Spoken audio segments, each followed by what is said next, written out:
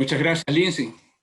Como siempre, un placer. Bueno, primero que nada, quiero agradecerle a todas las personas que me han precedido, eh, a don Ángel Donotiu, al licenciado Bricio Navas, a la doctora From, que se expresó también del CATI, y bueno, a todos los colegas que nos acompañan, tanto del Corredor Biológico Mesoamericano como del Proyecto Mesoamérica. Realmente es un placer, y Lynn, de verdad que, bueno, mejor presentación que la que has hecho, pues imposible, ¿no? Eh, para mí realmente es un placer estar acá. Quiero proyectar una presentación. Por favor, me dicen cuando la puedan ver.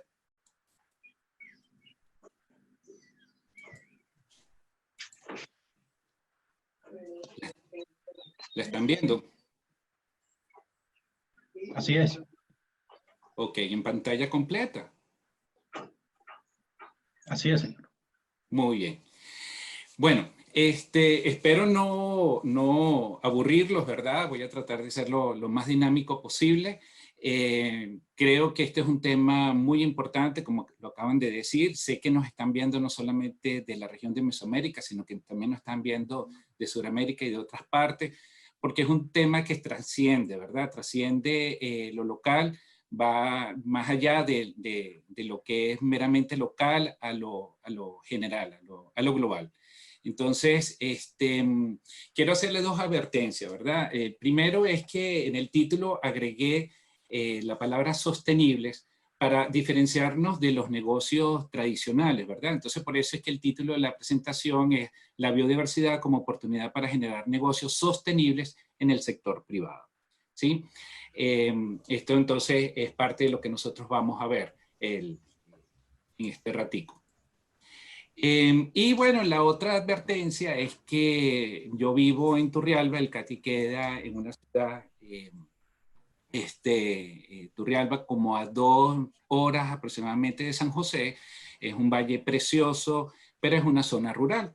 Entonces me puse hoy audífonos porque muy posiblemente en un rato nos interrumpa el vendedor de legumbres, el que vende bananos, el que vende aguacates, y es común, ¿no?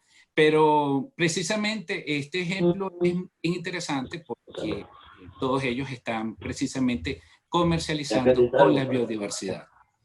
Entonces, es un ejemplo claro de que todos nosotros dependemos de la biodiversidad y de los servicios que de ellos se puedan generar. Debo decirle que, bueno, este tema que estamos tratando el día de hoy va muy de la mano con la celebración del Día de la Tierra, que fue la semana pasada, y que precisamente la ONU este año lo dedicó al tema de la biodiversidad. Entonces creo que cae como anillo al dedo de que hoy estemos hablando del tema de biodiversidad y el tema de la relación con los negocios y con el sector privado. Pues debo decirle que, bueno, las oportunidades que la biodiversidad entraña para todos son muchísimas, ¿verdad? Para muchos, la idea de beneficiarse a veces de la biodiversidad puede parecer un poco extraña, sobre todo aquellas personas que tienen una visión un tanto más romántica, un tanto más conservacionista a ultranza de la biodiversidad. Sin embargo, nos ha demostrado la experiencia de varios años, de varias décadas, que realmente nosotros tenemos que cambiar. Y el tema también es que, ¿por qué no generar alguna rentabilidad del uso de la biodiversidad cuando ésta se utiliza de manera sostenible? Yo creo que eso es ahí lo importante. Además, hay algo muy fundamental en todo esto, es que el sector privado está llamado a jugar un rol fundamental en todo lo que son las propuestas de conservación y de manejo sostenible, porque es una fuente importante de movilización de recursos, es decir, del financiamiento hacia la biodiversidad. Pero bueno, para todos sabemos que aquí hay colegas, ¿verdad?, que conocen mucho más que yo sobre el tema de biodiversidad y de ecología, pero también es importante que fijemos un nivel mínimo de entendimiento. Recordando que por la Convención de Diversidad Biológica, la biodiversidad es algo muy sencillo, ¿verdad? Se refiere a la variedad de todos los seres vivos sobre la Tierra y los patrones naturales que la conforman. Sin embargo, esta definición parece nada más hacer mención a lo que es el tema de especies, de plantas, animales, hongos, etc. Pero la biodiversidad no solamente es a nivel de especies, sino estamos a un nivel superior, que son todos los ecosistemas, que es precisamente ese sistema entre elementos bióticos y abióticos de un lugar y las interrelaciones que se dan entre ellos, así como también un nivel inferior que es a nivel de genes. Es decir, la biodiversidad tiene que ver también con esa riqueza genética que todos los países tienen. Esto nos lleva a decir que, bueno, la biodiversidad para nosotros genera grandes beneficios, todos dependemos de ellos, es decir, nuestra propia existencia depende de la existencia de la biodiversidad. No podemos decir, ¿verdad?, que vamos a estar tener un mayor bienestar si el ambiente en términos generales ha sido degradado. Eso es una relación que ya ha sido demostrada y lo vemos día a día en nuestros territorios, ¿no? Y como decía la doctora Fromm hace rato, esa carretera verde que tenemos precisamente nos está enseñando en que para poder ir de un lugar o de una meta, de una situación a una meta que sería alcanzar el bienestar y el desarrollo sostenible, tenemos que ir pasando por diferentes etapas y cada etapa tiene que ver con propiciar mejoras en el tema de biodiversidad. En el caso de la biodiversidad y de los servicios que se generan, pues son muchos.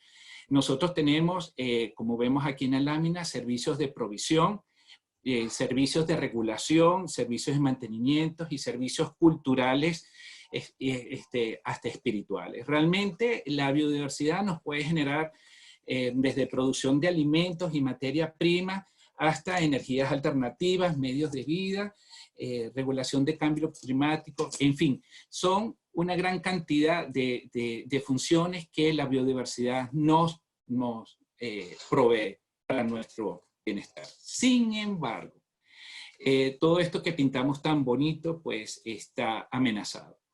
El año pasado, esta plataforma intergubernamental sobre biodiversidad y servicios ecosistémicos, IPBES por sus siglas en inglés, sacó un informe muy importante para mí, después del informe sobre la evaluación de los ecosistemas del milenio en el año 2005, este informe sigue marcando pauta, porque entre las conclusiones que tiene, señala que más de 1 millón de especies están amenazadas de extinción, y muchas de ellas en un plazo de menos de una década.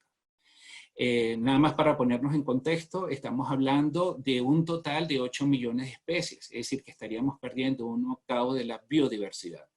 Y eso es en parte a las actividades humanas, la crisis climática que estamos viviendo, que en gran parte también es producto de la acción del hombre. Este informe que nos proveyó el año pasado esta plataforma señala 5 impulsores importantes de la pérdida de la biodiversidad. Y esto es importante tomar en cuenta, tomar nota, porque para el tema de biodiversidad y negocio es fundamental. ¿Cuáles son esos impulsores que esta plataforma indicó? Bueno, en primer lugar, los cambios de uso tanto de la tierra como de los océanos, ¿verdad? Parece mentira, pero en la medida que tenemos una población mucho más urbana, pues nosotros estamos invadiendo áreas dedicadas a la actividad agrícola, pero a su vez estas, para poder alimentar esta población cada vez más creciente, pues sencillamente tienen que ir hacia zonas boscosas, ¿verdad? Entonces aumenta la deforestación. Lo mismo ocurre a nivel de mares, donde muchos de los efluentes domésticos de las aguas residuales son descargadas. Además de la actividad a nivel de puertos, a nivel de costas, está cambiando también todo lo que es la afectación de los arrecifes. Otro de los impulsores importantes, bueno, precisamente fue esa explotación directa de organismos, principalmente a través de monocultivos, ¿no? Y a través de estas mejoras para producir más, pero que tienen una afectación importante en las comunidades bióticas locales de diferentes territorios. Bueno, ya les comenté, ¿verdad? El otro impulsor es la crisis climática que tenemos, el cambio climático, la contaminación ambiental, que nos referimos a la generación de emisiones, de efluentes y evidentemente toda la variedad de desechos. Y algo importante también es la utilización de especies exóticas invasoras. Muchas veces las especies exóticas son introducidas a un territorio con fines comerciales. En algunos casos la introducción es también accidental, pero muchas veces introducidas de manera intencionada precisamente para generar nuevas oportunidades, nuevos negocios. Entonces, como vemos en estos impulsores, el sector privado pues juega un rol fundamental. No quiero verlo como algo negativo, sino que sencillamente cómo el sector privado puede tomar acciones para proteger la biodiversidad. Entonces, en este sentido, bueno, nosotros tenemos que reinventarnos, ¿verdad? Como dice la lámina, tenemos que mejorar nuestra relación, ya no podemos seguir despilfarrando recursos, contaminando la naturaleza como lo hemos hecho en el pasado y, fundamental, tenemos que invertir en esa restauración de la biodiversidad. Sin embargo, la pregunta es, ¿lo estamos haciendo? Aquí quiero darle nada más un pequeño dato sobre cómo es el financiamiento de la biodiversidad con respecto al valor económico total del capital natural que tenemos a nivel global. Fíjate, en esta gráfica nosotros tenemos, por un lado, las necesidades globales de inversión en el tema de infraestructura o de conservación de la biodiversidad, ¿verdad? Estamos hablando aproximadamente entre 150 a 440 mil millones de dólares al año. Sin embargo, cuando nosotros lo comparamos con el financiamiento que se ha recibido, ¿verdad? O que tenemos anualmente, apenas son 52 mil millones. Es decir, apenas un punto, ¿verdad?, para cubrir todas esas grandes necesidades que tenemos a nivel global. Ahora, pero si comparamos con el valor del capital natural, estamos hablando de 24 billones de dólares. Es decir, esto es, y como lo dice Biofin, que es el programa de financiamiento de la biodiversidad que lleva el PNUD en diferentes países, esto es apenas como una pequeña chispa para poner a andar un motor muy grande. Si vamos un poco más hacia dónde salen esos recursos, todavía el 50% de la financiación hacia la biodiversidad sale del sector público, básicamente de sus presupuestos nacionales, y otro tanto, ¿verdad?, hacia los subsidios a la agricultura ecológica, que muchas veces también es parte del sector público. Vemos que todavía el aporte del sector privado sigue siendo muy poco, aun cuando en la última década realmente ha crecido de manera exponencial, lo cual nos alegra, pero sí instamos a que el sector privado pueda apoyar mucho más las acciones en la conservación y manejo sostenible de la biodiversidad. Muy bien. Entonces, esto nos lleva a hablar precisamente del tema de empresas y biodiversidad. Fíjense, en este caso, ¿verdad? Estamos claros que tanto la sociedad, en términos generales, y cuando hablo de la sociedad, hablamos de todos los sectores, gobiernos, academia, sector privado, organizaciones civiles, etcétera. Todos de una u otra manera nos beneficiamos de la biodiversidad, ¿verdad? Sea tanto para la extracción de materias primas que vamos a necesitar en los procesos de producción, como también a nivel de la disposición final de los residuos y desechos. Al final, siempre le digo a mis estudiantes que nosotros tenemos una relación desigual con el ambiente. Por un lado, extraemos materiales de buena calidad y le devolvemos pura basura. Esto tiene que cambiar.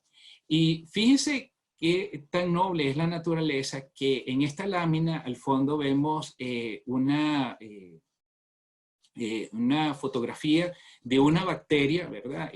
Ampliada, que ha sido encontrada en algunos botaderos y vertederos y que es capaz de degradar plásticos. Y sabemos que los plásticos hoy día son uno de los graves dolores de cabeza que tenemos a nivel global, ¿no? Entonces, hasta la propia naturaleza ya nos empieza a dar soluciones que antes no veíamos tan de la mano.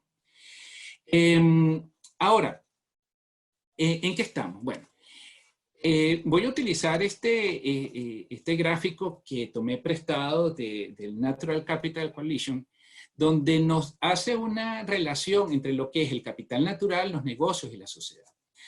Estamos claros, y como ya se los dije, todos dependemos del capital natural, y cuando hablamos de ese capital natural es ese stock que tenemos de bienes y servicios ecosistémicos y que todos dependemos de ellos, ¿verdad? Evidentemente van a depender, va a variar del territorio, del contexto en que estemos, pero todos vamos a depender de ellos, tanto el sector privado como la sociedad.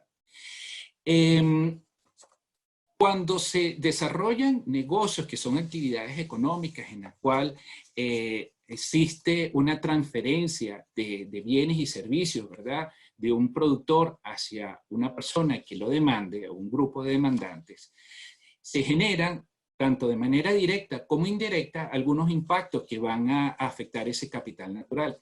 Y hablo de impactos directos e indirectos porque a veces uno piensa, bueno, pero por ejemplo, el sector financiero, ¿qué impacto puede tener en el ambiente? El sector jurídico, por ejemplo, una firma de abogados, ¿qué impacto puede tener en el ambiente? Tal vez no lo puedan tener de manera directa, aun cuando todos van a necesitar el uso de la energía y la energía va a provenir de alguna fuente, ¿verdad? Pero también los impactos pueden ser indirectos, bien sea a través de sus proveedores o a través de sus clientes, ¿no? Entonces eso hay que tenerlo muy en cuenta. Ahora, esos negocios evidentemente dependen del suministro de servicios ecosistémicos que el capital natural provea y que a su vez los negocios van a proveer de bienes y servicios que la sociedad va a demandar, pero a su vez la sociedad de los patrones de consumo también van a tener esos impactos en el capital natural. Y además van a demandar la forma de actuación de las empresas. En ambos casos, tanto del sector privado como en la parte de la sociedad, se van a generar costos y beneficios. Algo aquí bien importante que sí he agregado a este gráfico de Natural Capital Coalition es que hay que ver que para la sociedad el capital natural y los servicios ecosistémicos deben ser considerados como medios de vida, especialmente en el sector rural. Mientras que para el sector de negocios, el capital natural debe ser valorizado económicamente para incluirse en los análisis beneficios-costos de las empresas. En todo caso, tanto del área de negocios como de la sociedad se van a generar diferentes oportunidades y riesgos, oportunidades de nuevos emprendimientos, de nuevos mercados, así como también de riesgos que la propia naturaleza, el propio ambiente va a generar.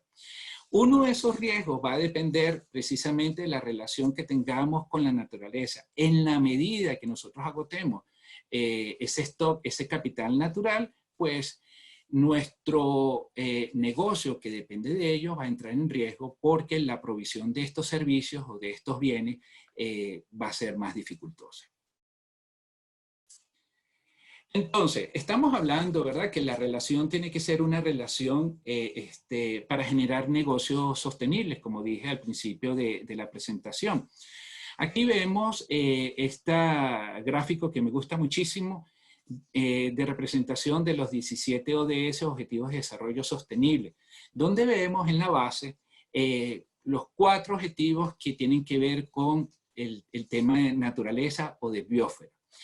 Fíjense el tamaño, ¿verdad? Este gráfico sencillamente nos está diciendo es que tanto la sociedad como la economía descansa su bienestar o su progreso o incluso su desarrollo en la naturaleza.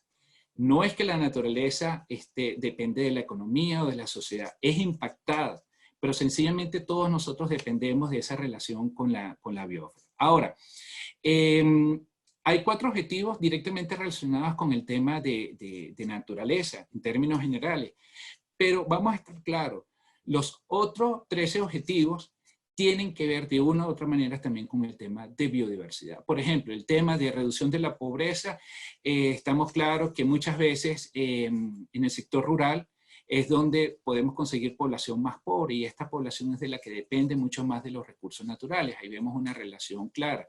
El tema de generar o cambiar los patrones de consumo, el objetivo número 12, y también los patrones de producción, está íntimamente relacionado con ese enlace con la naturaleza y con la biodiversidad. Entonces, son múltiples, ¿verdad?, los tipos de negocios, de actividades económicas que tanto de manera directa como indirecta se benefician de la naturaleza. Entre los más claros y más directos son los que nosotros conocemos, por ejemplo, la agricultura, evidentemente, y como yo le decía, el vendedor de verduras que pasa por mi casa sencillamente nos está vendiendo esa riqueza ecológica que nosotros tenemos en la zona. Ahí vemos una relación directa, así también como el manejo de bosques, los sistemas agroforestales, etc.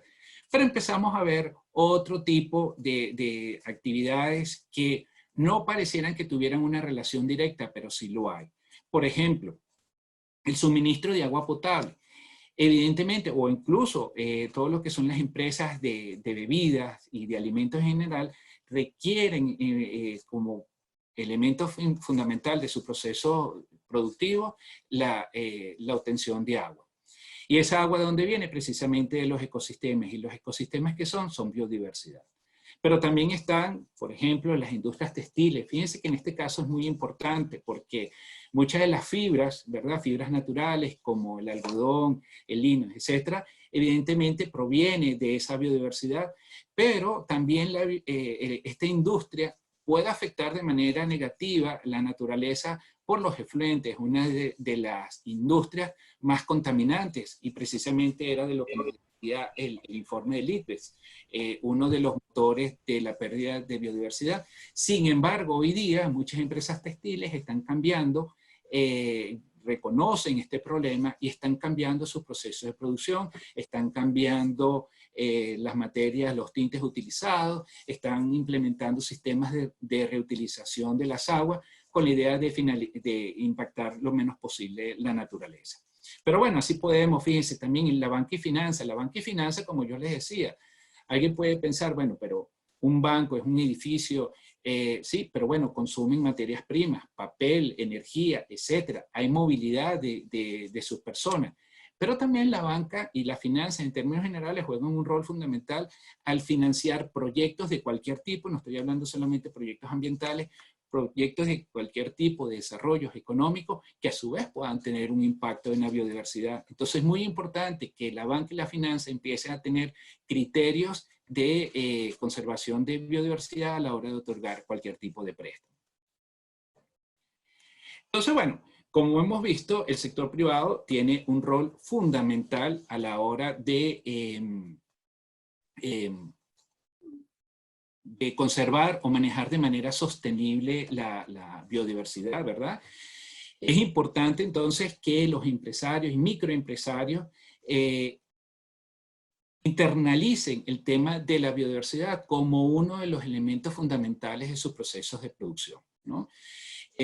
¿Con el fin de qué? Con el fin, en primer lugar, de evitar a toda costa cualquier impacto que podamos tener, impactos negativos, evidentemente. En el caso de que estos no se puedan evitar, hay que controlar los impactos a niveles tolerables que los ecosistemas puedan resistir. Y en todo caso, aquellos que escapen del control y que no puedan ser prevenidos, pues tratar de mitigarlos o corregirlos. Ahora bien, el rol que tiene el sector privado es sumamente importante porque estamos claros que los estados, los gobiernos, no tienen la capacidad suficiente, ¿verdad? Acuérdense que el Estado tiene también que velar por la salud, por la defensa, por la educación, en fin, son muchas áreas, ¿verdad?, que el Estado tiene que trabajar.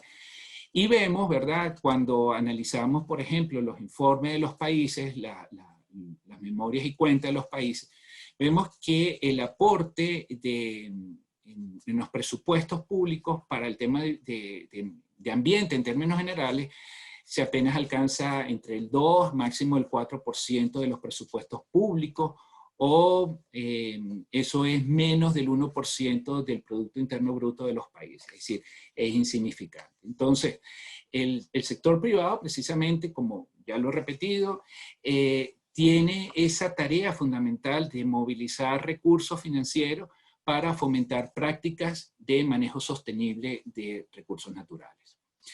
Entonces, por esto es que, y esta imagen aquí de estrechar manos, aunque en este tiempo de COVID no se puede, ¿verdad? Los negocios y la biodiversidad son una relación extremadamente necesaria para financiar, pero sobre todo para conservar que ese capital natural siga existiendo y a su vez sea un tema de sostenibilidad de los propios negocios. Ahora, ¿qué beneficios? Muchas veces los empresarios, ¿verdad? Empresarios que tal vez no han tenido tanta conciencia, que apenas se están acercando al tema ambiental, le preguntan a uno, pero ¿qué beneficio tengo yo? ¿Qué beneficio tiene mi empresa de trabajar con el tema de biodiversidad? Pues son muchos, ¿no? Primero, hay que reconocer que en términos generales el 40% de la economía mundial está basada en biodiversidad. Es decir, la biodiversidad mueve el comercio en muchos casos. Y esto representa un volumen de venta de transacciones sumamente importante. Entonces ya por ahí hay un tema fundamental. Por otro lado, sirve de argumentos fundamentales para la parte comercial de las empresas. Eso quiere decir que, por ejemplo, las empresas pueden mejorar su imagen pública, ¿verdad? Pueden mejorar su posicionamiento ante la opinión pública. Más adelante voy a mostrar un ejemplo muy local, pero que es muy representativo de esto. Tienen la oportunidad de entrar en nuevos mercados, como vamos a ver también en una próxima lámina. Los mercados hoy día, claro, todavía a nivel de Latinoamérica estamos un poco rezagados, pero no quiere decir que no exista, que ya exista un target de la población que sí está demandando productos que sean sostenibles y que provengan de un manejo adecuado de los recursos naturales. Entonces, el entrar en nuevos mercados a veces exige precisamente que las empresas demuestren un comportamiento cónsono con el tema ambiental. Por ejemplo, muy importante para la región y para el corredor biológico mesoamericano, los temas de ecoturismo. Estos son oportunidades para las comunidades locales como medios de vida, pero también para generar rentabilidad, para generar negocios sostenibles, rentables. Acuérdense que nosotros queremos empresas, negocios que sean rentables, pero evidentemente que sean socialmente responsables y ambientalmente adecuados. No nos interesan aquellos negocios que pueden pintarse como muy verdes, pero que quiebran, porque sencillamente estos son negocios que no van a prosperar y que al final no nos van a ayudar. O sea, queremos alcanzar esa triada de la sostenibilidad. Nuevas tecnologías. Hay oportunidades también para el sector tecnológico para generar nuevas tecnologías que tengan que ver con un manejo sostenible de la biodiversidad. También el tema de adaptación al cambio climático, más allá del tema de mitigación, es importantísimo. Por ejemplo, en el sector agrícola, en el sector forestal, se habla mucho, ¿verdad? Pesca, de las actividades basadas en la naturaleza o de las medidas de adaptación basadas en ecosistemas. Ahí vemos un tema fundamental, el desarrollo de tecnologías tomando en cuenta las consideraciones locales. Hay también otro tema, otro beneficio es el ahorro en recursos, ¿verdad? Y de costo. Y algo bien importante, porque algo que no se toma muy en cuenta, pero es fundamental, son los riesgos de sanciones, incluso de penalidades por ilícitos ambientales. Entonces, cuando invertimos en biodiversidad, también estamos invirtiendo en una gestión de riesgos muy importante para las empresas. Al minimizar ese riesgo, a la vez, como dije anteriormente, minimiza el riesgo de escasez de los recursos. Y bueno, todos los que son los temas de innovación. Ahora, como yo les decía, bueno, los mercados, ¿verdad? Cada día los consumidores tratan de ser más informados, especialmente la población joven, la población a partir de 20 a 35 años, es hoy día una población muy joven y los que vienen detrás también, ¿verdad? Van a ser cada vez más exigentes. Eso exige, ¿verdad?, que los mercados, porque además se reconoce la responsabilidad de las empresas en cualquier problema ambiental que pueda ocurrir, hace que las empresas tengan que entrar dentro de esta óptica. También es importante, a veces uno se cree que cuando uno habla de negocios estamos hablando de grandes empresas, ¿verdad? De grandes transnacionales. No, señores, también estamos hablando de negocios a nivel local, de pequeños microempresarios en áreas como donde yo vivo, en el sector rural. Porque el tema es permitir que estos negocios, y de ahí Katie en varias oportunidades busca hacer esta relación para que la naturaleza, los recursos naturales constituyan medios de vida fortalecidos para la reducción de la pobreza, ¿verdad? Y además, en esta medida, cuando hay una reducción de la pobreza, también podemos garantizar la sostenibilidad a largo plazo de los recursos naturales. Y bueno, evidentemente, algo que les he dicho es el aumento del financiamiento para la biodiversidad y la reducción de todas estas amenazas. Fíjense, bien importante para las áreas naturales protegidas que tenemos en la región, siempre hay comunidades que están algunas dentro, porque antes de crearse las áreas ya estaban las comunidades dentro del área protegida o están en sus alrededores. Y muchas veces esa primera visión de las áreas protegidas, que era totalmente conservacionista, conllevó a que las personas no tuvieran la posibilidad de utilizar los recursos naturales como medios de vida para su desarrollo. Y esto generó amenazas a las propias áreas. Eso generó más bien deforestación ilegal, cambios de uso del suelo, erosión, etc. Y hoy día está demostrado que en la medida que las poblaciones pueden utilizar los recursos naturales, en esa misma medida están más dispuestos a conservar la biodiversidad. Pero evidentemente, porque hay una razón económica detrás de ello. Entonces, ya casi para finalizar, son muchas las acciones que las empresas pueden realizar. Por ejemplo, una de las primeras acciones y de la más importante es internalizar la biodiversidad como valor dentro de las empresas.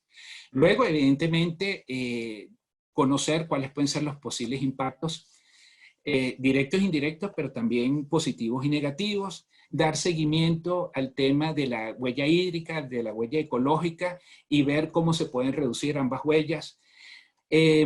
Tratar de alcanzar procesos etiquetados o procesos de certificaciones que les van a permitir precisamente entrar a estos mercados más competitivos.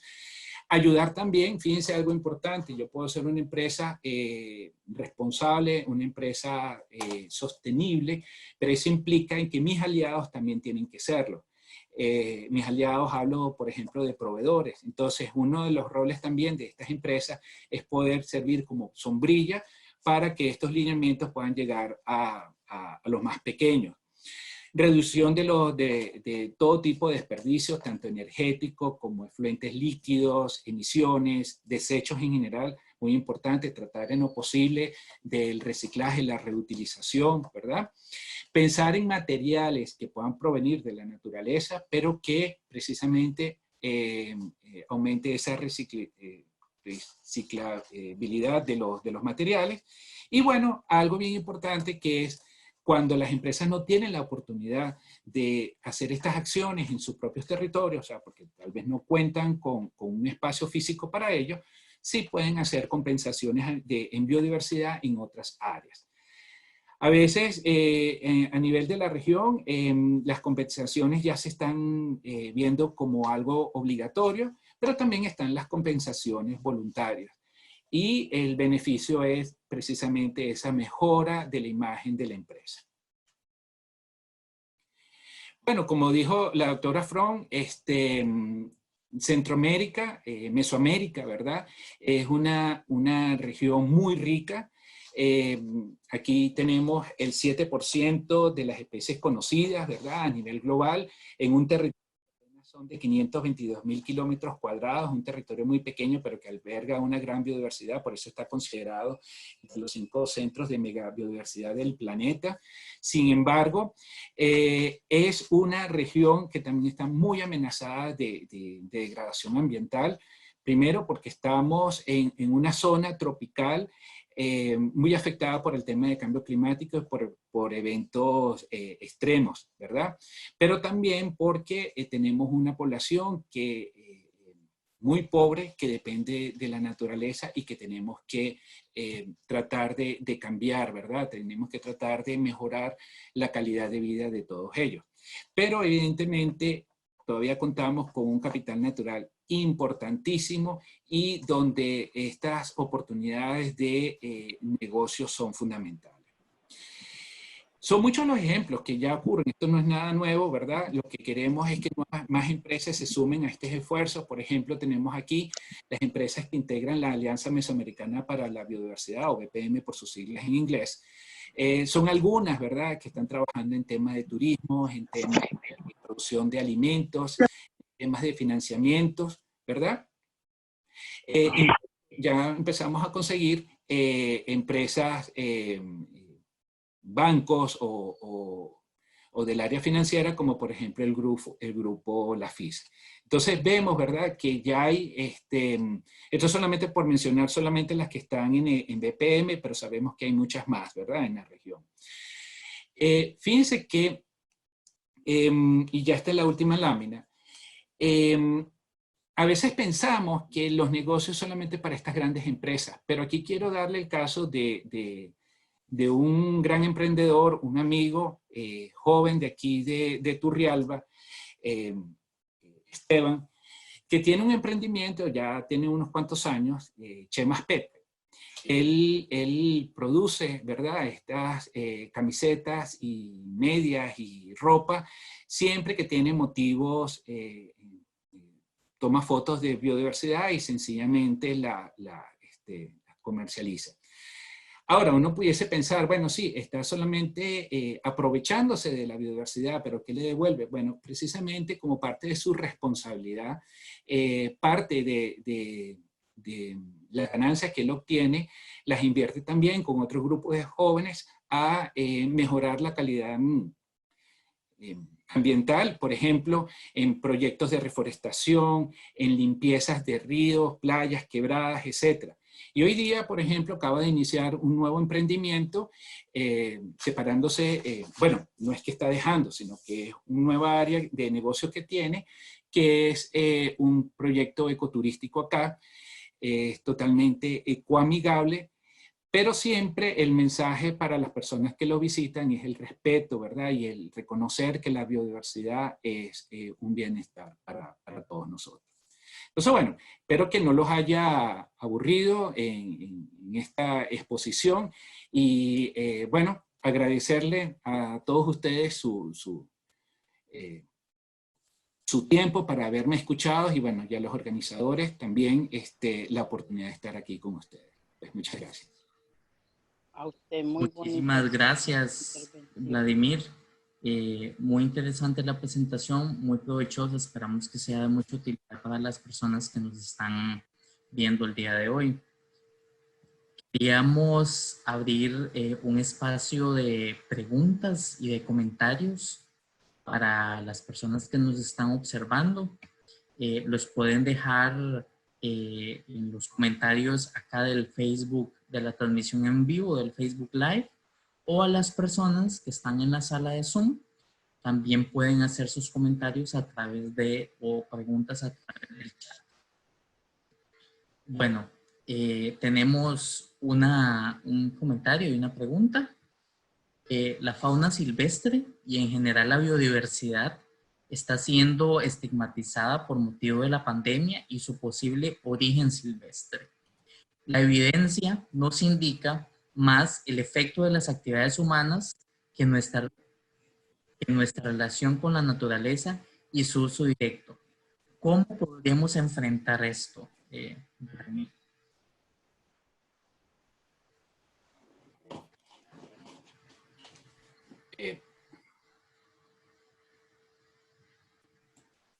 Ok.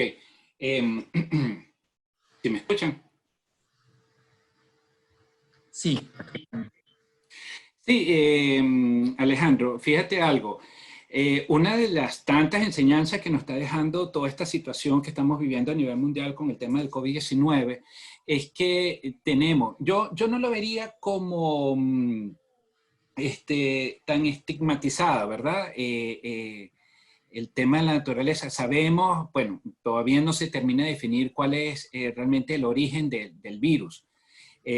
Una de las que cobra más fuerza es precisamente que es de origen zoonótico, pero eh, lo que sí nos está dejando esto es que no solamente el COVID, sino muchas enfermedades infecciosas precisamente han sido producto de la afectación de los ecosistemas, ¿verdad? Hemos transgredido los límites de la naturaleza y de una u otra forma pareciera que la naturaleza se la trata de cobrar. Eso significa que, bueno, precisamente tenemos que volver atrás y reconocer que la naturaleza tiene límites, que nosotros tenemos que respetarla y que tenemos que manejarla, ¿no? Con mucho cuidado. Como acabo de decir, pues todos dependemos de los ecosistemas, todos dependemos de los recursos naturales, incluso el famoso murciélago, ¿verdad?, de que tanto se habla del COVID, evidentemente cumple funciones ecológicas, funciones sumamente importantes para la sociedad. Y es parte de lo que nosotros tenemos que ver, cuáles son esos impactos que nosotros estamos generando y que a su vez genera una respuesta por parte de la naturaleza, y esto es lo que estamos viendo precisamente con estas enfermedades infecciosas, que repito, no es solamente el tema del COVID, hay muchas otras enfermedades, por ejemplo, el paludismo, que está hoy día abarcando nuevos territorios donde antes no se daba.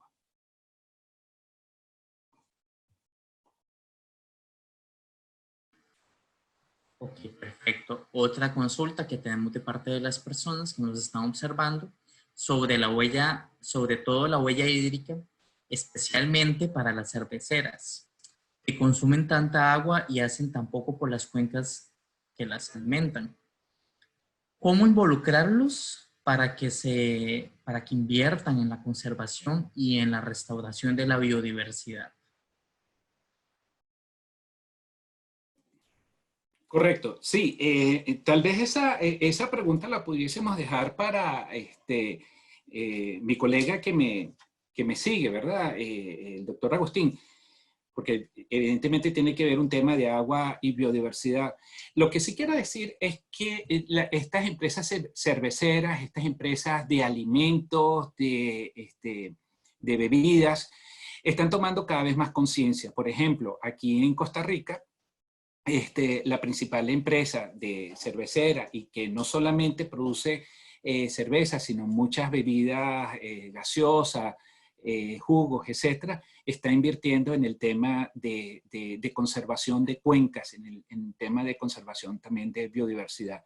Así como también hay otras empresas en Honduras de bebidas alcohólicas que también están invirtiendo en el tema de conservación de cuencas.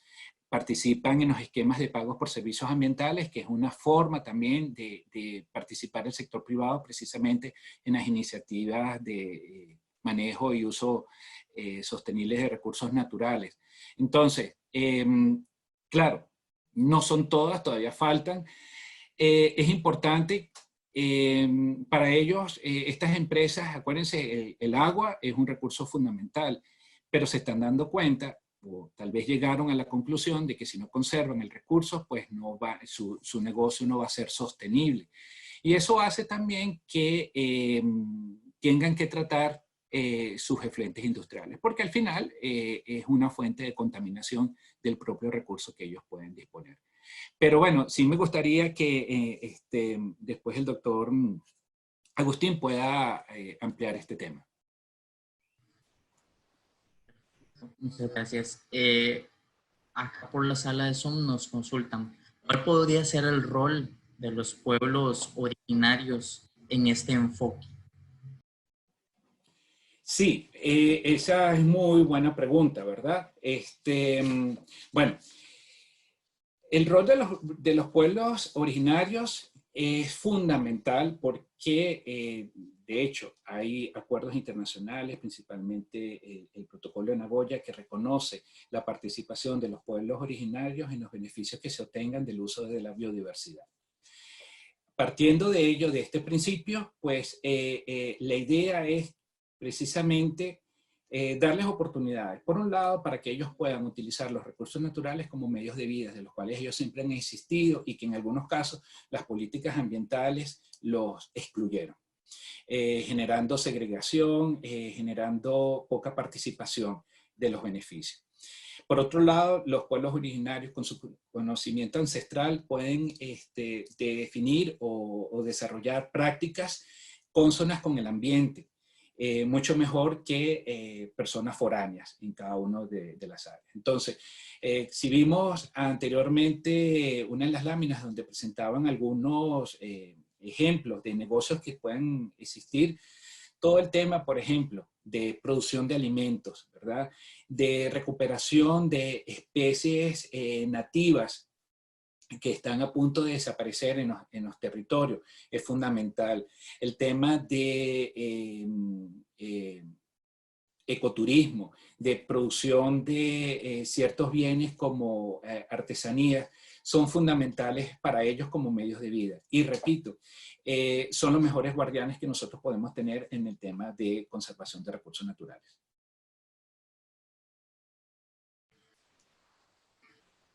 Ok, tenemos otra pregunta. ¿Cómo impulsar la colaboración entre el sector público y privado teniendo en cuenta las condiciones políticas? Sí, correcto. A ver, el Estado lo que tiene es que precisamente a través de su conjunto de políticas y de marcos normativos fomentar un ambiente que permita precisamente esas relaciones entre el sector privado y el tema de biodiversidad. Lamentablemente en algunos países esta visión de la participación del sector privado se ve como algo de neoliberalismo salvaje, ¿verdad? Para algunos piensan que es una mercantilización de la naturaleza. Sencillamente estamos aprovechando la naturaleza para sacar un provecho sin devolverle nada a cambio. Y realmente lo que aquí promovemos es totalmente distinto, es entender que cualquier tipo de negocio, en cualquier tipo de sistema político que tengamos, todos vamos a depender de los servicios ecosistémicos. Y que además el Estado, como lo dije anteriormente, no es suficiente para poder llevar a cabo cada una de las acciones que se tengan que hacer en tema de conservación y uso sostenible de biodiversidad. Entonces, el sector privado, precisamente con unas reglas de juego claras, está llamado precisamente a jugar ese rol de apoyo. No es de sustituir el rol del sector público, sino sencillamente apoyar las acciones de los gobiernos y fomentar sobre todo o aumentar los flujos de recursos para la conservación o el manejo de biodiversidad. Pero sí es cierto que los gobiernos, o sea, los estados tienen que, a través de sus políticas, fomentar esos escenarios donde se puedan dar esas relaciones entre ambos. Perfecto. Lorena Varillas comenta, el reconocimiento del valor de la biodiversidad es el factor fundamental para el cambio consciente de la humanidad. Los seres humanos somos parte de esa biodiversidad. Lo principal es la educación ambiental en la sociedad en general. Pero creo que también es de suma importancia la creación y mejora de las leyes ambientales, particularmente en México. Hay industrias como la minera que generan daños ambientales irreversibles. Partiendo de ello, ¿qué criterios de conservación podría implementar para mejorar las prácticas industriales actuales? Sí, tocaron un tema bien importante y que es uno de los que yo más trato en mis cursos académicos con los estudiantes, ¿verdad? Nosotros somos muy buenos desde el punto de vista científico en reconocer cuál es el rol de una especie dentro de un ecosistema, cuáles son las relaciones o las funciones que se derivan de ellos, etc.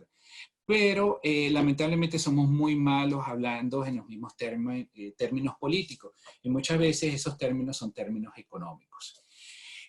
Cuando mencionaron el tema del valor de la biodiversidad, eso es algo fundamental. Toda acción tiene que ir, tiene que comenzar precisamente por ese reconocimiento de los valores económicos de la biodiversidad. Es complicado, sí, tengo que decirlo, no es nada sencillo, pero tampoco es imposible, sí se puede hacer. Entonces, como primera opción, ¿verdad? A veces cuando trabajamos, porque me ha tocado, ¿verdad?, trabajar en el sector privado y tratar de convencer a un gerente, a un director de una empresa. Por ejemplo, en una oportunidad tuve que trabajar en una clínica muy grande en Caracas, ¿verdad? Le tuve que hablar del tema de biodiversidad, el tema de ambiente.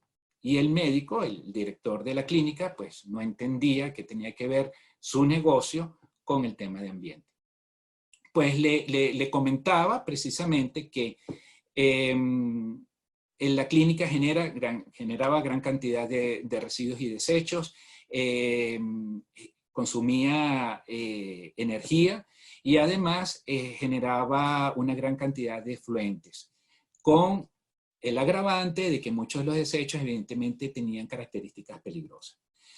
Pero además de eso, fíjense que en ese momento muchos de los pacientes que llegaban al país, o sea, o que eran tratados en esa clínica, eran extranjeros que iban no solamente por un tema de salud, sino también por un tema de naturaleza, aprovechar las dos cosas, es decir, tratarse médicamente, pero también aprovechar la riqueza biológica del país.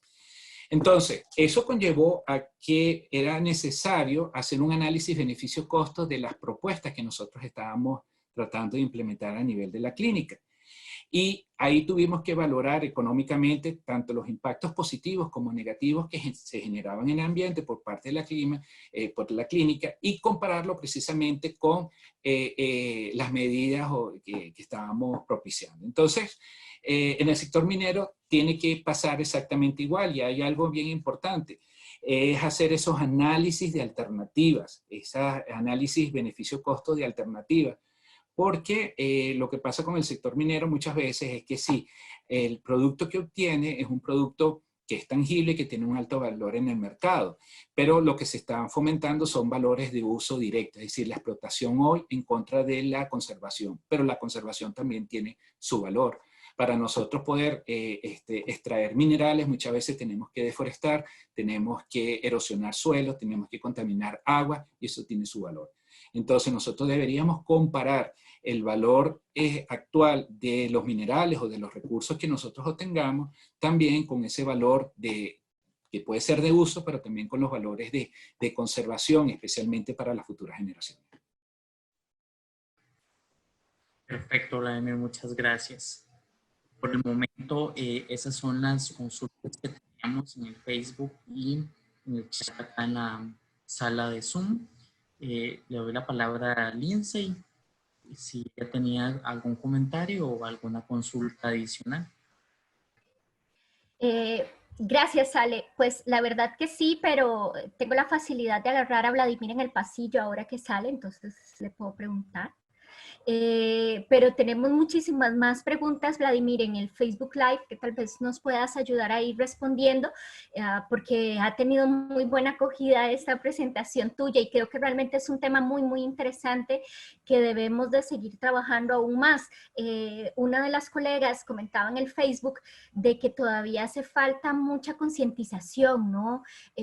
Por un lado, para que nosotros como consumidores realmente veamos el valor que tienen muchos de estos productos que salen de empresas que son amigables con el ambiente, y también que exijamos, ¿no? Como consumidores, que las otras empresas ahorita estamos en este momento de crisis económica en donde nos planteamos una nueva normalidad y que realmente tenemos que meditarla muy bien y ojalá impulsar este desarrollo, un desarrollo verde, ¿no? Una economía verde, pero que realmente sea una economía verde más allá del discurso.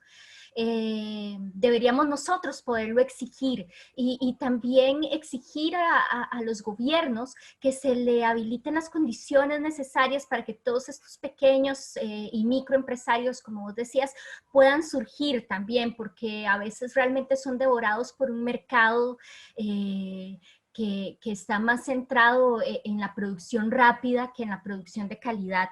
En fin, Vladimir, muchísimas gracias. Por favor, deja los datos en el Facebook para que las muchas personas que te están siguiendo puedan ponerse en contacto con vos y también puedas evacuar las preguntas. Te queremos agradecer muchísimo.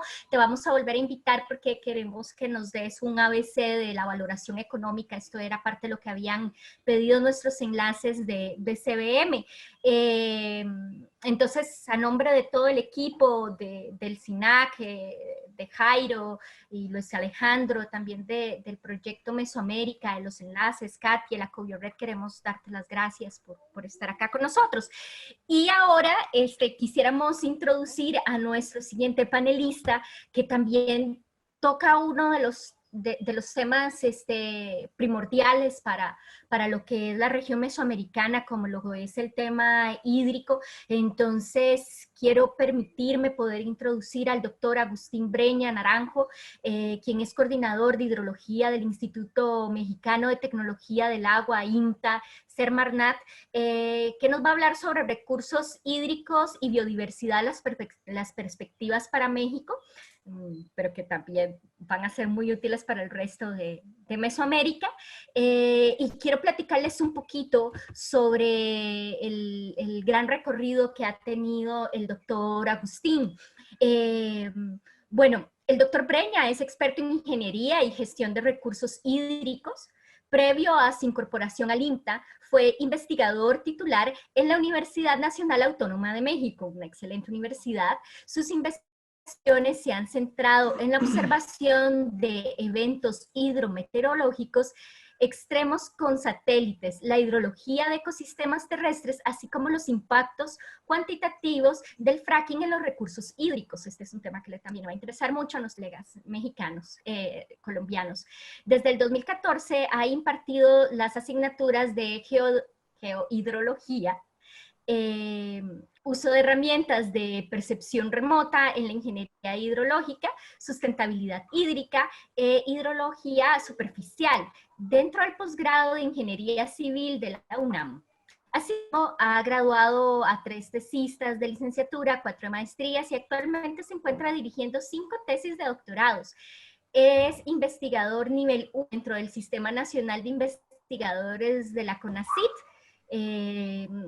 y galardonado de la Distinción Universitaria Nacional para Jóvenes Académicos, otorgado por la Universidad Nacional Autónoma de México en el 2019.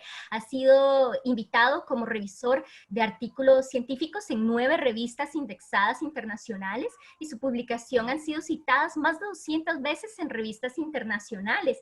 Entonces, de verdad, doctor Breña, para nosotros es un enorme placer contar con usted.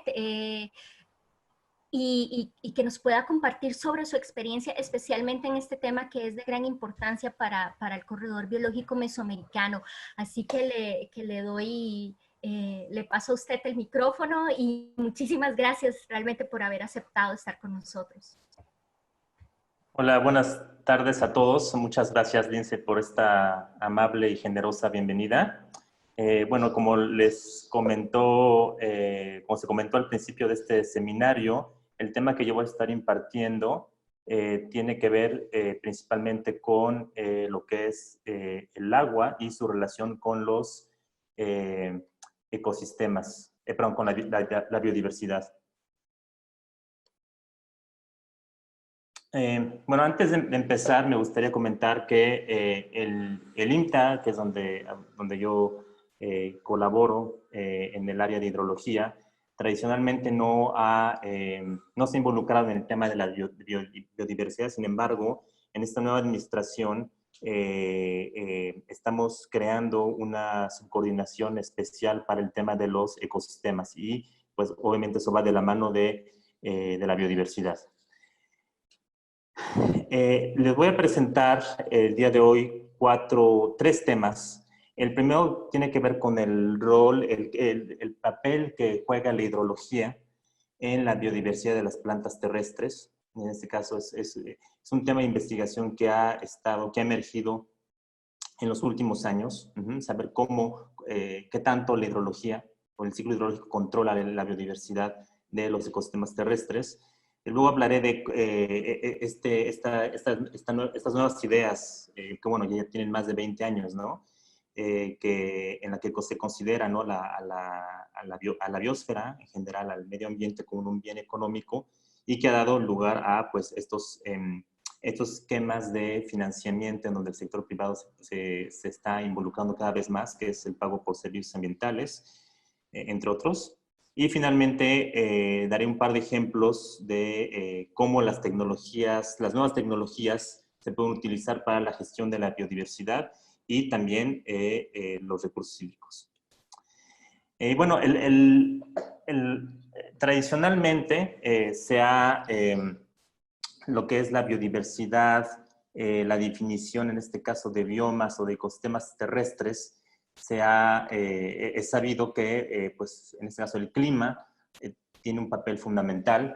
Ya hace más de medio siglo, Holdridge, que fue uno de los pioneros en clasificar las zonas de vida en función del clima local, y había propuesto este diagrama ampliamente conocido en el cual, pues, aquí pueden ver los diferentes círculos, son diferentes tipos de ecosistemas, que van desde bosques húmedos, bosques secos, desiertos, estepas, sabanas y tundras. Y aquí, en los diferentes ejes, pueden ver cuál es el valor promedio climatológico, bueno, con variables climatológicas. Aquí podemos ver la relación de la evaporación potencial con respecto a la lluvia.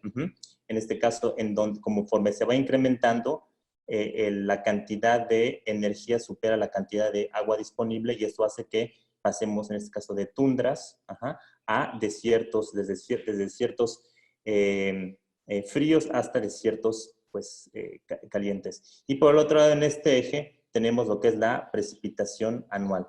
Igual, aquí vamos desde láminas de precipitación anual muy bajas, que están asociadas con los desiertos, las estepas, las zonas semiáridas, y conforme esto va aumentando, pues vamos teniendo cada vez ecosistemas más húmedos y con mayor vegetación, con mayor biomasa. Luego, posteriormente, 20 años después, Whittaker redefinió los biomas dentro de un contexto climatológico. Y aquí podemos ver que los diferentes biomas, en este caso desde bosques de lluvia tropicales, pasando por bosques templados, por taiga, tundra, pastizales, sabana, y finalmente zonas desérticas o semidesérticas, básicamente se encuentran en función tanto de la temperatura media anual como de la precipitación media anual. Este es el primer ejemplo en el que vemos que el ciclo hidrológico juega un papel determinante en la biodiversidad terrestre. Y bueno, ya más recientemente ha habido estudios, principalmente realizados por ecólogos y por hidrólogos, como veremos en las próximas diapositivas, en las cuales se trata de conocer qué variables climatológicas definen la riqueza de las especies. En este caso, entre más rico sea un ecosistema, es más biodiverso. Y bueno, esto se hizo ya hace más de 10 años, en el cual a nivel global se comparó puntos de observación de ecosistemas terrestres desde bosques tropicales hasta tundra, y se vio, en este caso se analizaron cuatro variables. Por un lado, la evaporación potencial, la cantidad de energía que la atmósfera incide en la superficie terrestre, el número de días con lluvia, la topografía, la parte de los gradientes topográficos y los tipos de vegetación. Y para este caso se observó que la evapotranspiración potencial es principalmente en regiones áridas y semiáridas, que es donde vemos que, para regiones con una lámina de evaporación pequeña, en este caso ecosistemas templados y fríos, esta variable explicaba más del 60% de la variación en la diversidad de especies de plantas vasculares. Entonces, en este caso, para zonas, sobre todo templadas y frías, la evapotranspiración potencial es la que explica la biodiversidad, mientras que conforme pasamos a climas más cálidos, pues la dispersión es mayor y en este caso la evaporación potencial no es un buen predictor. Y luego, más recientemente, se hizo un estudio en Sudamérica, principalmente desde Colombia hasta Brasil, Ecuador y Perú, y que se enfocó justamente a estudiar los ecosistemas tropicales y ver qué variables hidrológicas podrían explicar la biodiversidad. Y aquí se encontró que podemos ver, esta es una comparación de lo medido, la biodiversidad medida en diferentes sitios experimentales. Y aquí, en el eje de las Y, el modelo. Lo que en este caso un modelo matemático pudo describir, con qué precisión pudo describir la biodiversidad.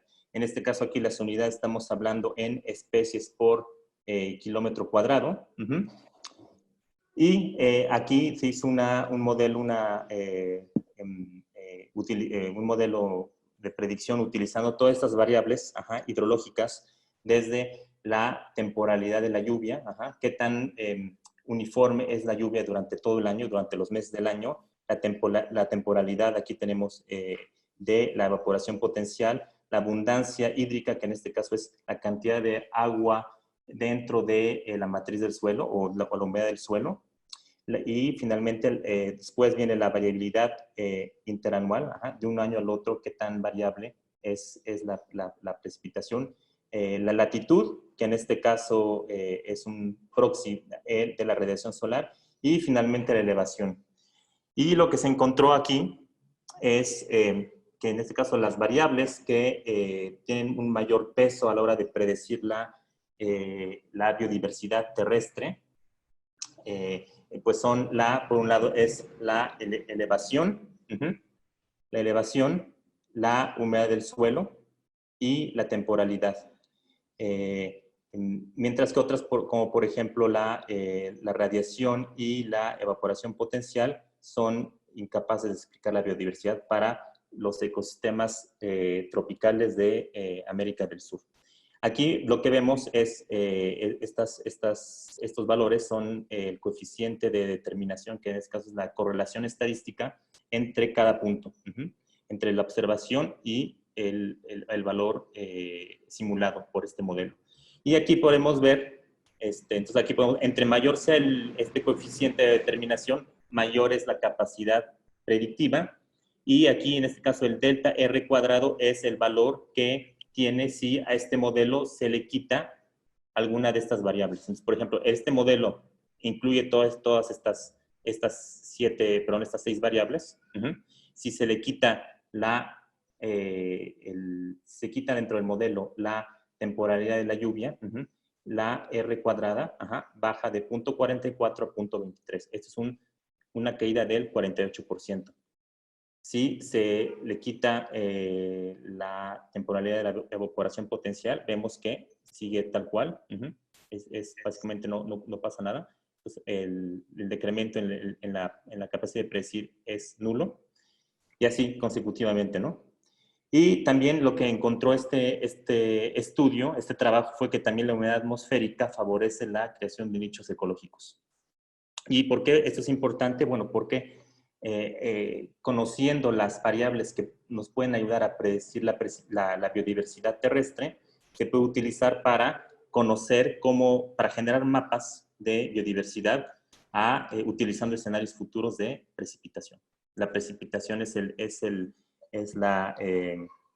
input principal en la hidrología terrestre. Conociendo la precipitación se puede conocer la abundancia de agua en el suelo y otros parámetros. Y bueno, otro aspecto que también es muy importante es, una de las preguntas en la ecología evolutiva tiene que ver con explicar por qué conforme uno se va desviando del ecuador, la biodiversidad terrestre tiende a decrecer. Entonces, aquí en esta gráfica pueden ver en el eje de las Y es el número de especies por 0.1 hectáreas, o sea, más o menos 10.000 metros cuadrados, en función de la latitud. Vemos que la mayor riqueza, o la biodiversidad, se observa principalmente alrededor del Ecuador, y conforme uno va hacia el norte, hacia Estados Unidos, hacia Canadá, hacia México, o conforme uno va también hacia pues, Argentina, Chile, el número de especies tiende a decrecer, ¿no? Y muy poca gente, bueno, hasta la fecha no hay una causa robusta que explique este fenómeno, ¿no? Pero también al mismo tiempo, la dispersión espacial de las especies de plantas tiende a incrementarse, ¿no? Es lo que se le conoce como el rango. Aquí podemos ver el promedio, ¿no?, del rango latitudinal en grados en función de la latitud. Vemos, por ejemplo, que en la zona, en la latitud de los 30 a 40 grados, en este caso en el hemisferio norte, una especie tiende a tener una dispersión espacial de aproximadamente 3 a 4 grados. Conforme uno va yendo más al norte, este rango de latitud tiende a incrementarse, ¿no? Y puede llegar hasta 7 u 8 grados. Entonces, por un lado, hay más biodiversidad en las zonas cercanas al Ecuador, pero la dispersión espacial de estas especies es menor que conforme se van yendo al norte. Al norte se van a encontrar menos especies, pero su hábitat va a tender a ser mayor. Y bueno, esto es lo que hace que se tengan mapas como el que vemos aquí en la pantalla, ¿no? Aquí, obviamente, las zonas de mayor diversidad, pues, como les dije, se encuentran entre los paralelos pues de 0 a menos 20, 25 grados. Tanto en América, principalmente en las Américas, y también en Asia y el sureste asiático. Y bueno, otro estudio que también fue bastante, se habló mucho, fue realizado, de hecho, un libro publicado hace ya más de 10 años, en el que Peter Eagleson, que es uno de los hidrólogos más famosos de la segunda mitad del siglo XX, que él a principios era totalmente, se dedicaba únicamente a la hidrología, ¿no? A los modelos de precipitación, al ciclo hidrológico, al balance hídrico, y en los últimos años fue uno de los pioneros en el campo de la ecohidrología, que básicamente es el campo o la disciplina que estudia la parte biológica de la hidrología. Y bueno, él publicó un libro en el que explica justamente la diversidad, la distribución espacial de las especies de las plantas terrestres, únicamente con una variable que es la luz, ¿no? Y en este caso, la luz solamente que proviene de la atmósfera, que es el resultado de la interacción entre la radiación solar de onda corta y cómo esta es modificada por, en este caso, las nubes, ¿no? Y que al final de cuentas, la cantidad de luz y de radiación que incide en el dosel de los ecosistemas explica esta variación espacial. Su trabajo se enfocó principalmente en las latitudes medias y altas, o sea, desde Estados Unidos hacia arriba y en América del Norte, porque es donde él tenía datos y, como lo comenté, allí básicamente los patrones espaciotemporales de la nubosidad a nivel local son los parámetros principales que explican esta diferencia. Él lo que utilizó datos con satélite, fue detectando los patrones de nubosidad a nivel subcontinental, y a lo que llegó fue justamente este modelo en el cual aquí pueden ver el rango, ¿no?, de especies locales, que es justamente previamente, a la hora que él ajustó su modelo, que en este caso es esta línea, a las diferentes observaciones que pueden ver, empieza en una latitud de 25 grados, se ajustó bastante bien, utilizando teniendo una explicación de esta variación en la nubosidad y su impacto en la radiación incidente, ¿no? Y posteriormente también desarrolló un modelo y lo probó justamente con la densidad de especies por cada 10.000 kilómetros cuadrados. Aquí estamos hablando a una escala mucho mayor, y aquí podemos ver las observaciones, que son los puntos, con la otra línea, que es su predicción o la simulación de del número de especies, ¿no? Y bueno, aquí entonces lo que acabo de mostrar es justamente cómo la interacción entre la biodiversidad de plantas terrestres cuál es el papel que juega la hidrología. En este caso, tanto la precipitación, la evaporación potencial y la humedad del suelo, ¿no? Y también, bueno, las condiciones atmosféricas, como lo acabamos de ver. Y bueno, en la siguiente diapositiva lo que muestro es, ok, ya vimos cuál es el papel de la hidrología, qué es lo que la ciencia, la investigación nos ha enseñado en las últimas décadas. Y ahora, ¿eso cómo se inserta en un contexto ya de valoración de servicios ambientales dentro de esta, y cómo esto puede ayudar en este caso, a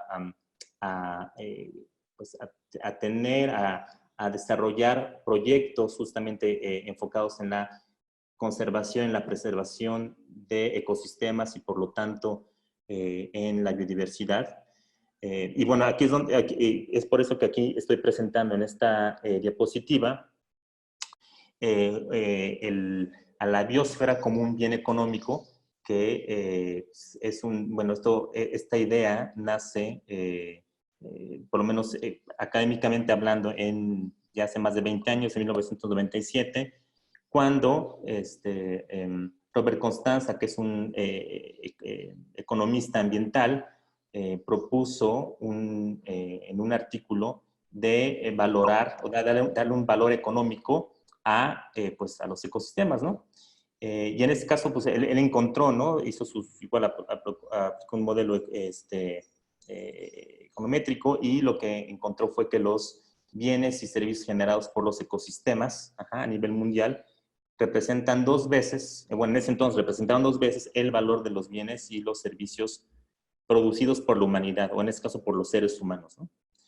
Y bueno, le di un énfasis, ¿no?, en los ecosistemas tropicales y boreales. Aquí pueden ver, ¿no?, todo lo que es, todo lo que viene en amarillo, anaranjado y rojo, justamente es el precio en dólares que una hectárea en esa región va a producir al año. Sin embargo, bueno, esto fue muy criticado, igual por muchos de sus colegas académicos. Hubo, por ejemplo, respuestas a este trabajo en el que básicamente equiparaban este trabajo como si fuera se preguntaban, es como si un parásito, que en este caso el parásito somos los seres humanos, debería de evaluar a su hospedante, que en este caso es la naturaleza, ¿no?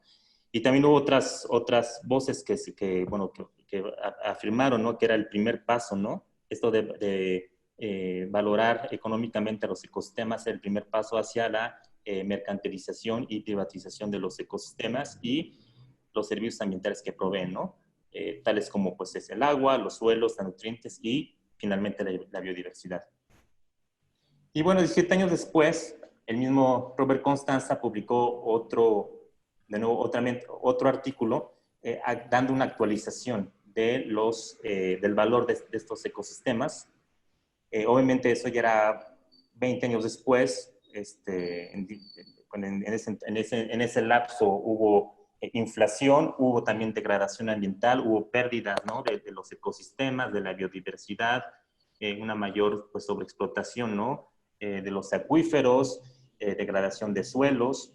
Y si en el 97 el valor de los ecosistemas era aproximadamente 2 veces el Producto Interno Bruto Mundial, ya para el año 2011, que fueron el año en donde se hizo ese estudio, se publicó hasta el 2014, pero usaron datos del 2011, este valor ya se haya incrementado de 4 a 5 veces, ¿no? Entonces, eso, lo que este artículo nos dice es que cada vez los ecosistemas y los servicios ecosistémicos cada vez tienen un valor mayor, ¿no? Y aquí ya empezaron a evaluar no en sí el valor como si fuera un stock, sino ya la pérdida del capital natural anual, ¿no? Entonces, también se hizo una estimación también con mucha incertidumbre, que bueno, los cálculos arrojaron una pérdida, un valor económico perdido cada año que va entre los 4 hasta los 20 billones, en español, que en billones es millones de dólares. Y ahí él y sus autores y sus colegas fueron muy cuidadosos en decir que la evaluación de servicios ambientales era una cosa muy diferente a la privatización y que la biosfera se debería de considerar un bien común y por lo tanto que necesitaba nuevas instituciones, ¿no?, y modelos de gobernanza para pues tener un mejor manejo, que esos ecosistemas tuvieran un manejo óptimo, ¿no? Y bueno, ya bajo esta premisa, bajo esta lógica en donde la biodiversidad se le considera como un activo económico, ha habido muchos proyectos, igual en los últimos 10, 15 años, enfocados a la mitigación del cambio climático, principalmente de captura de carbono, apoyando, financiando proyectos de reforestación y conservación forestal, principalmente por compañías o corporaciones bastante grandes, y que en este caso hay tres motivaciones que los llevan a realizar esto. Por un lado está la responsabilidad activa, ¿no?, en sus impactos al medio ambiente y al cambio climático. En este caso, que esto es definido, esto lo han definido así, o es una de las nuevas políticas en lo que se le conoce como responsabilidad social corporativa. Por la parte, pues, por la parte de sus directivos, ¿no? De esas empresas. Y por otro lado, como decía Vladimir en su plática, cada vez hay más conciencia, hay más conciencia, ¿no? De parte de los jóvenes, de la sociedad, y pues cada vez hay más gente que quiere ver, en este caso, que no solo los gobiernos, sino también el sector privado, tengan un papel activo, ¿no? en la mitigación al cambio climático, ¿no? Que tengan estrategias con un efecto real, visible. Y también, bueno, están los compromisos, ¿no? Internacionales, ¿no? En este caso, los acuerdos de París, ¿no? Que tienen que ver con la regulación y los mercados de carbono, ¿no? A nivel, de acuerdo a cada país, ¿no? Y aquí lo que muestro en este mapa es la cobertura de árboles a nivel global. En este caso vemos en dónde están, a pesar de la deforestación, cuál es la cobertura o la densidad de los bosques. Y es un estudio que se publicó el año pasado bastante interesante, y lo que encontró es que aproximadamente en el mundo, en la superficie terrestre, quedan algo así como 900 millones de hectáreas que tienen un potencial para la reforestación. Y en este caso, si estas 900 millones de hectáreas se fueran reforestadas de manera adecuada, estamos hablando de una captura aproximadamente de carbono, aproximadamente 2/3 partes de las emisiones antrópicas de CO2, estas 900 millones de hectáreas podrían capturarlo, ¿no? Entonces, ahí vemos que hay un gran potencial, ¿no? Para todo este tipo de proyectos, tanto de reforestación como de conservación, justamente para evitar la degradación. Y aproximadamente 50% de estas 900 millones de hectáreas se encuentran en 6 países, ¿no? Está Rusia, luego está, aquí pueden ver el número de millones de hectáreas, está Estados Unidos, Canadá, Australia, Brasil y China. Por ejemplo, México no está. Otros países, por ejemplo, en África, como por ejemplo, no sé, el Congo, Indonesia tampoco no está. Y ahí otro de las cosas o de las conclusiones a las que se llegaron en este estudio fue que el potencial de reforestación va a tender a ser mayor en regiones rurales, todo lo que es el norte de Canadá, Rusia, porque allí actualmente la cobertura va del 30 al 40%, mientras que en los bosques tropicales, a pesar de la deforestación, ahí el potencial no va a ser tan grande sobre todo si lo vemos a futuro, con el cambio climático, se incrementa bastante el riesgo de mortalidad de los ecosistemas terrestres por sequías. Entonces, bueno, eso al final va a cambiar bastante el panorama, sobre todo la prioridad, en este caso, podría, no estoy afirmando que lo vaya a cambiar, pero podría afectar las perspectivas justamente en materia de reforestación y conservación de bosques. Y bueno, también otro activo, otra actividad, ¿no? Relacionada con la biodiversidad y en lo que se puede, en el que hay potencial, ¿no? Para involucrar al sector privado es el ecoturismo. Ya lo habló Vladimir igual hace poco. Y bueno, el ecoturismo se define, ¿no? Como una actividad económica cuyo objetivo es salvaguardar la biodiversidad y la conservación de ecosistemas.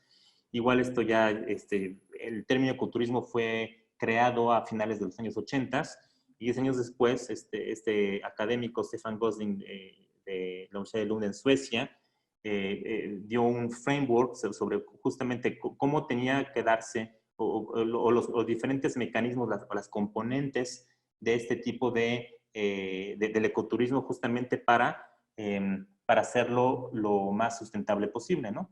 Entonces, por ejemplo, ahí él considera que, por ejemplo, lo que son la huella de carbono, en este caso, cuando cuando hay turistas, no sé, por ejemplo, de Europa o de Estados Unidos que van a, no sé, a Costa Rica o a Ecuador, pues obviamente el CO2 que es emitido, ¿no? Las emisiones de CO2 durante su viaje, pues obviamente eso tiene una huella ecológica importante, una huella de carbono que no se puede, que hay que considerar. Y él mete en este caso el término de costos de daño ambiental, que eso se debería de tomar en cuenta en un análisis de costo-beneficio. Pero al final de cuentas, él llega a la conclusión que el ecoturismo es un incentivo efectivo para la protección ambiental siempre y cuando esté bien diseñado. Obviamente pueden surgir problemas o retos, por ejemplo, como el caso de la gentrificación, que es cuando hay demasiada gente. En este caso, ¿qué medidas de control se deben de aplicar para evitar que los ecosistemas sufran de este problema? También él ahí hace énfasis, ¿no? Que es muy importante la formación de capacidades a nivel local, o sea, involucrar a la gente, ¿no? A los pobladores nativos de esas regiones. Y también que la viabilidad económica no sea solo para los negocios, para los inversionistas, sino también para que eso se refleje en el bienestar de la población. Luego, quiero mostrarles qué tecnologías existen actualmente, dos ejemplos, ¿no? De cómo las nuevas tecnologías pueden ayudar a gestionar y a llevar a cabo estos proyectos de manera más transparente y más ética. Aquí les muestro un caso de estudio que es, más bien un proyecto que se llama Pachama, que es una empresa que se dedica, que lo que tiene en su plataforma, que ha creado una plataforma donde se tienen proyectos de reforestación y conservación de bosques en todo el mundo, desde California hasta Sumatra. Y ahí lo que ellos hacen es que, en este caso, con estos proyectos de reforestación, ellos los van verificando de manera remota con imágenes satélite y también con inteligencia artificial. Y uno se mete a la plataforma, uno puede ver todos los diferentes proyectos, ¿no?, que se tienen. Y también uno le da clic a un proyecto y básicamente le muestra el mapa, le muestra en este caso, por ejemplo, cómo la biomasa ha ido variando con el tiempo. También esto puede ayudar a saber si los objetivos de captura de carbono se están cumpliendo o no. Y obviamente todo esto verificado o dentro de protocolos y estándares internacionales, ¿no? Como todas estas asociaciones civiles que justamente trabajan para verificar de manera robusta y confiable que los proyectos, estos proyectos de reforestación y conservación estén cumpliendo, ¿no?, los objetivos. Y también algo ahí también muy importante es que involucran a la gente, ¿no?, a los pueblos originarios, ¿no? Ellos pues tratan, ¿no?, de involucrar o que haya una participación efectiva de las comunidades que viven alrededor de estas zonas protegidas y también de los pequeños propietarios que muchos de ellos viven dentro de esta zona, ¿no? Otro ejemplo es el Rainforest Connection, que es un monitor de deforestación y próximamente de caza ilegal en bosques tropicales de tiempo real. Y ahí lo que se hace es que se utilizan teléfonos celulares reciclados, y con eso los transforman en sistemas de escucha que pegan en los árboles y que funcionan con pequeños paneles solares, ¿no?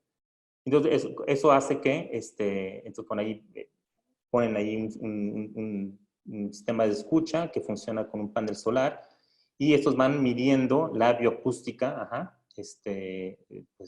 local, y en cuando llega tal vez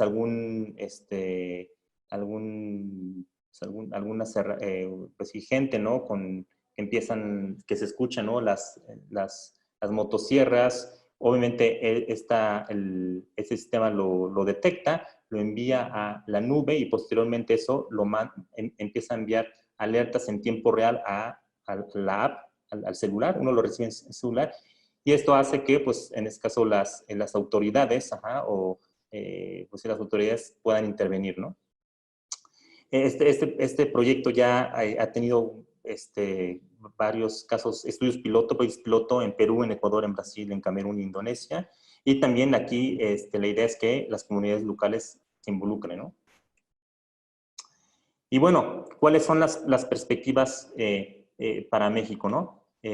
Aquí ya, bueno, vimos, ¿no?, que la hidroclimatología tiene un papel fundamental, ¿no?, en la determinación de la riqueza de la biodiversidad de las plantas terrestres.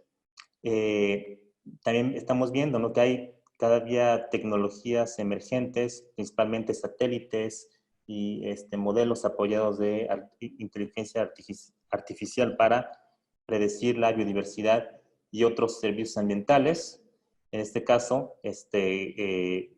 con esto se pueden generar herramientas o mapas en el cual se muestra el potencial de la reforestación y su sensibilidad al cambio climático. Y también, por otro lado, el sector, hay emprendedores que están, pues, desarrollando plataformas tecnológicas altamente escalables, o sea, que se pueden poner en cualquier lugar del mundo, cualquier bosque, y que proveen información en tiempo real para una acción más efectiva y para cumplir los objetivos en los proyectos de conservación. Y bueno, con esto concluyo mi participación. Espero que les haya gustado y bueno, estoy disponible para cualquier pregunta o comentario que tengan. Muchas gracias.